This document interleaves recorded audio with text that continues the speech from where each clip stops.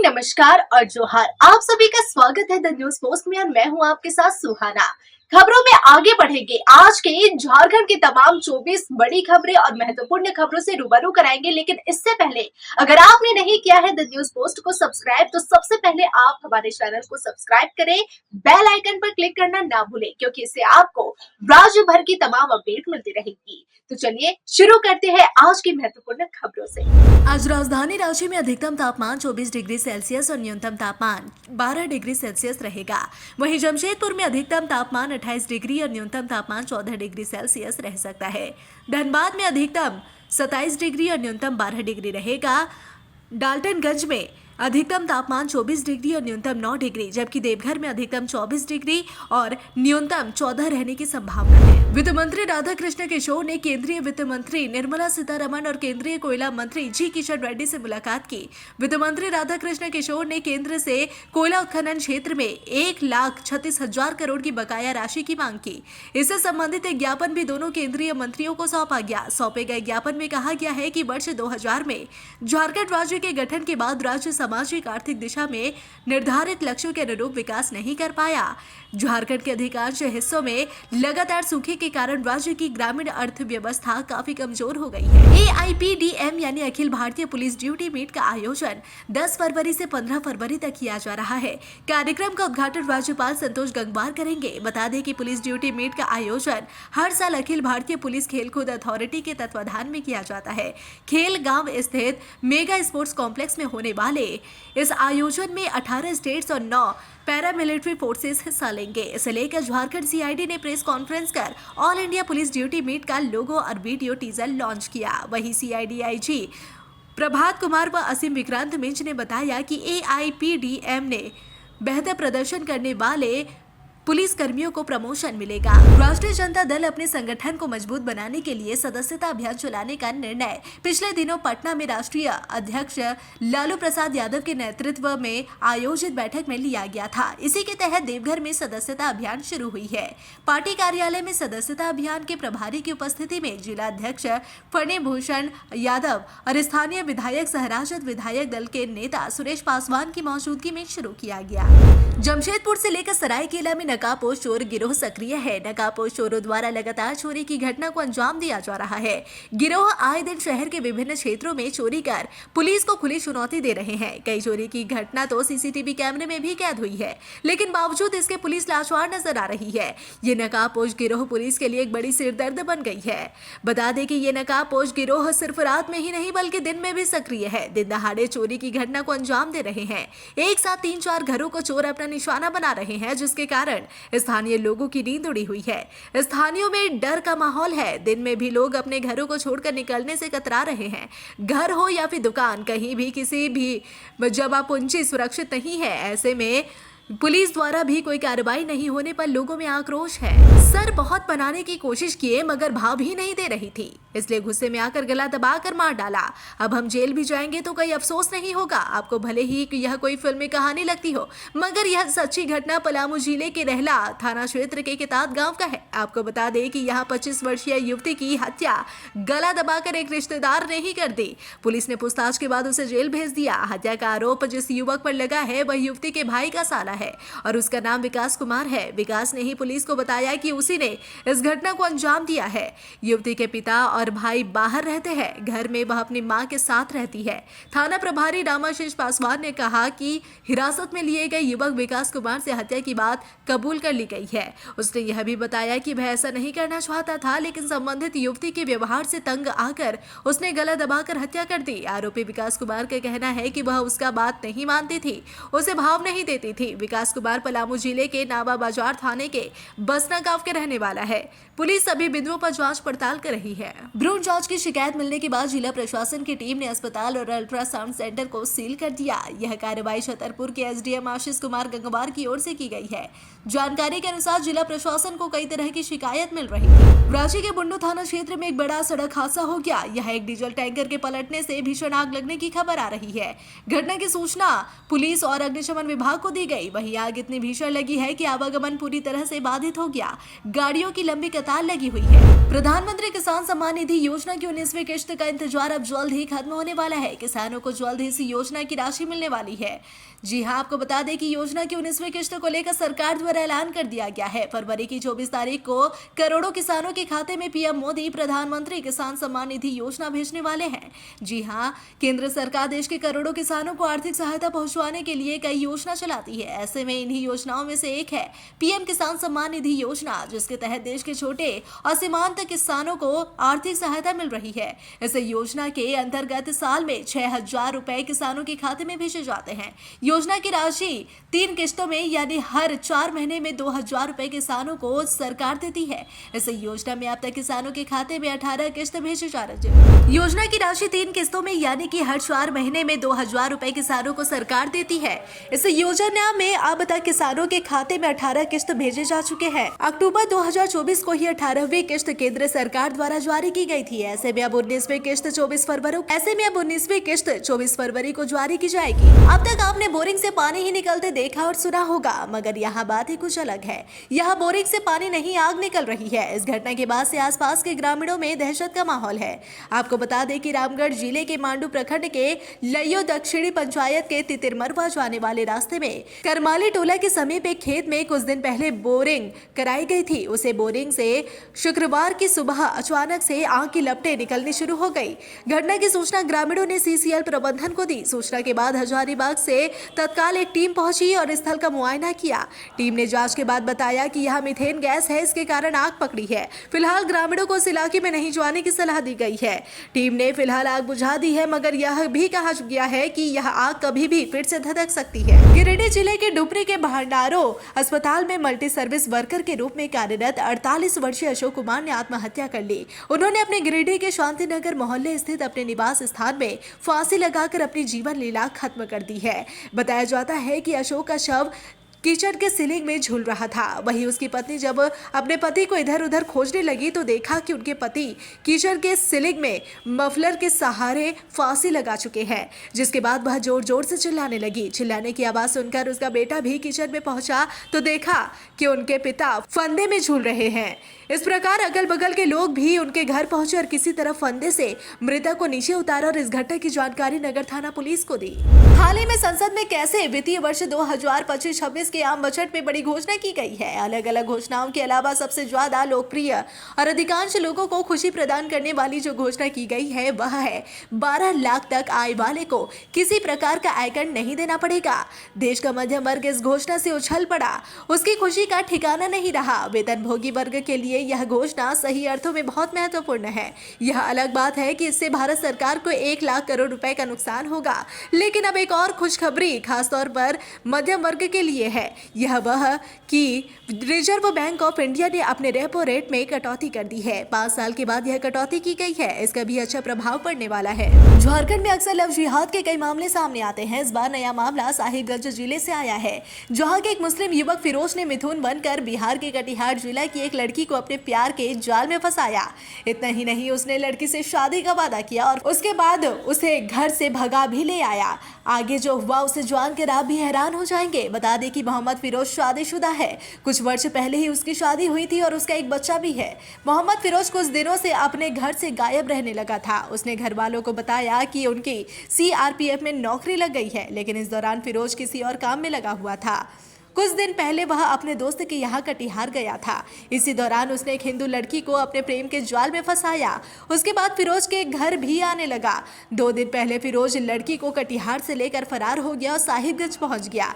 जब लड़की को लेकर फिरोज साहिबगंज पहुंचा तो उसने उसे एक होटल में रखा, लेकिन इसी बीच फिरोज की पत्नी को इस बात की भनक लग गई। फिर फिरोज की पत्नी गाँव वालों के साथ होटल पहुंची और दोनों को रंगे हाथों पकड़ लिया। इतना ही नहीं, पत्नी ने पुलिस को भी कॉल किया। इसके बाद पुलिस मौके पर पहुंची और दोनों को गिरफ्तार कर लिया।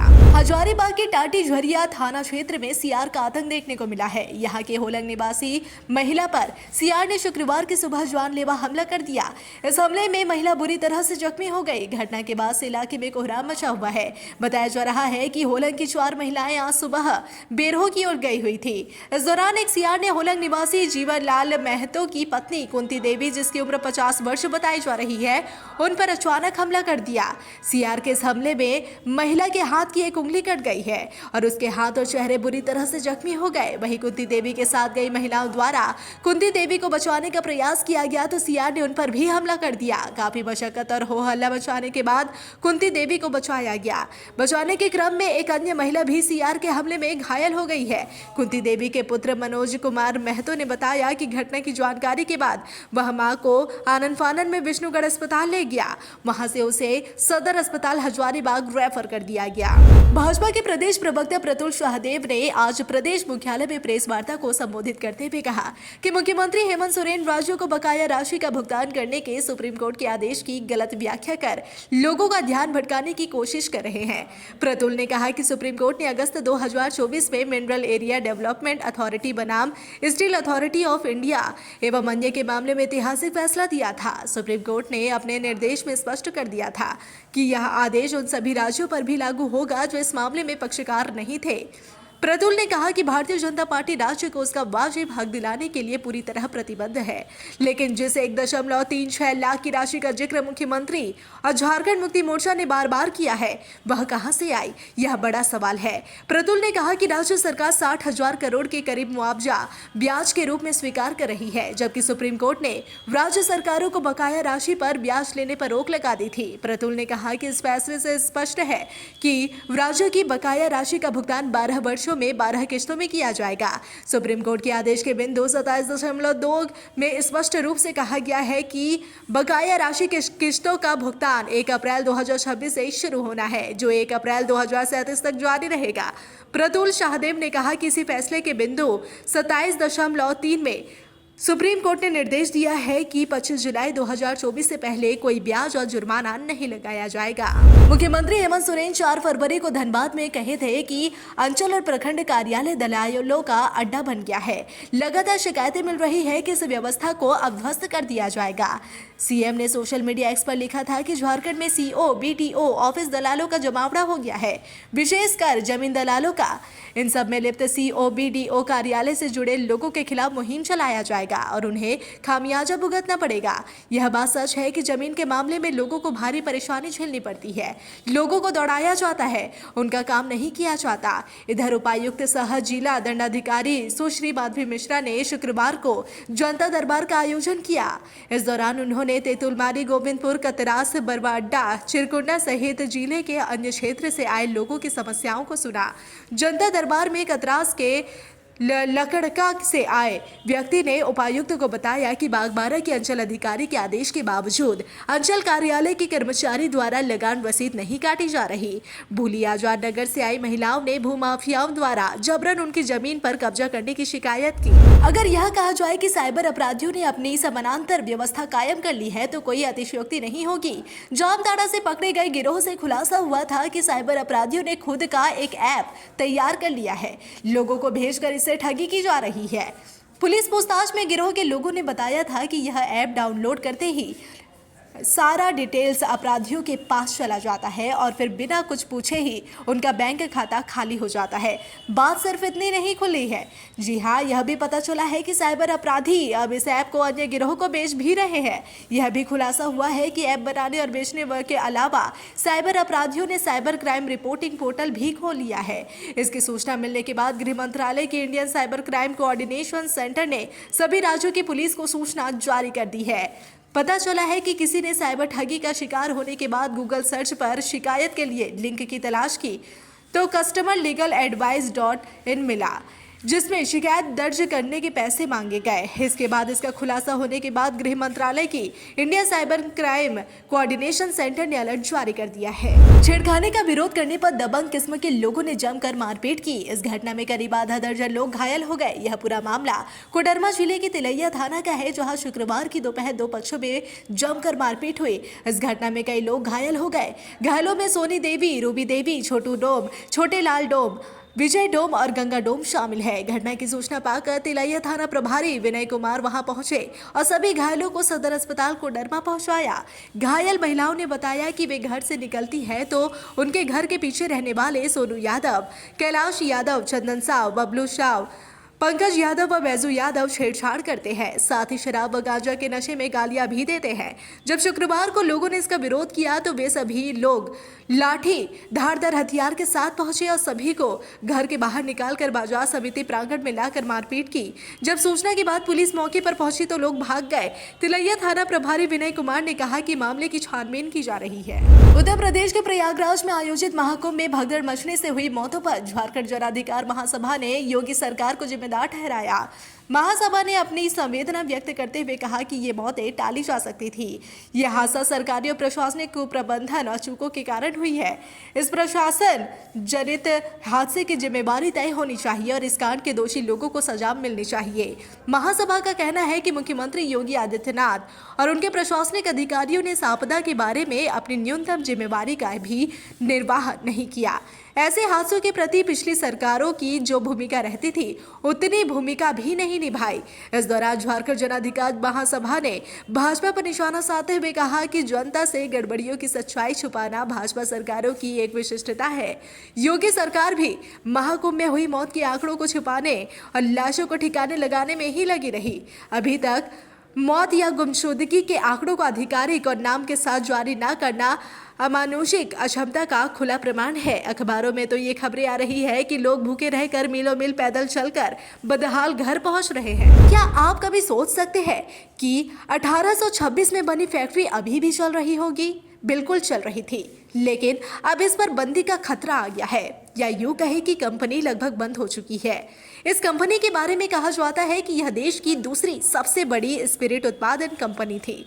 धनबाद से सटे आसनसोल के कुमारपुर इलाके में स्थित डीआरजीओ की सहायक कंपनी यूनाइटेड स्पिरिट्स लिमिटेड इन दिनों बंदी को लेकर चर्चा में है। कंपनी में 7 महीने से प्रोडक्शन बंद है।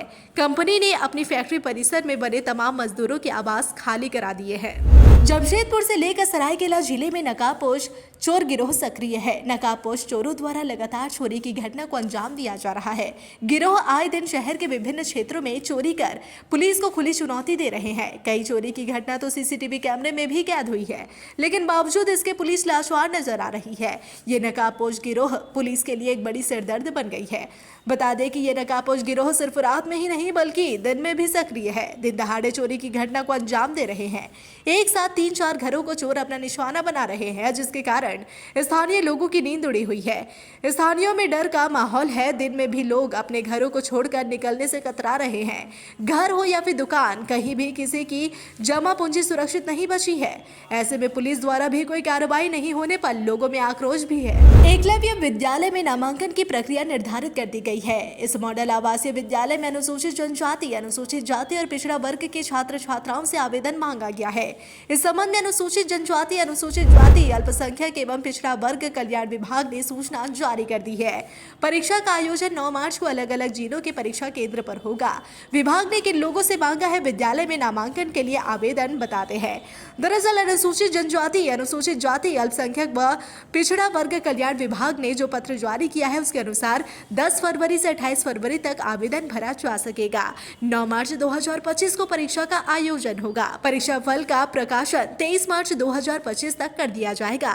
इसके बाद छात्र छात्राओं को काउंसलिंग के लिए 1 अप्रैल से 10 अप्रैल तक बुलाया जाएगा। दुमका जिला के शिकारीपाड़ा प्रखंड का एक गांव है मलूटी। पश्चिम बंगाल की सीमा से सटे मलूटी में कभी 108 मंदिर हुआ करता था। 72 मंदिरों के अवशेष आज भी विद्यमान है, जिसे संरक्षित किया जा रहा है। मलूटी को मंदिरों का गांव कहा जाता है। मलूटी को पर्यटन स्थल का दर्जा प्राप्त है। ऐसे में मलूटी को पर्यटन के क्षेत्र में हाईलाइट करने के उद्देश्य से 3 दिवसीय राज्य स्तरीय 18वीं कबड्डी प्रतियोगिता का आयोजन किया गया, जिसका समापन आज शुक्रवार को हो गया। पलामू के सतबरवा में भीषण सड़क हादसा हो गया। इस हादसे में 2 लोगों की मौत हो गई, जबकि आधा दर्जन लोग घायल बताए जा रहे हैं। घटना शुक्रवार की सुबह करीब 9:30 बजे की बताई जा रही है।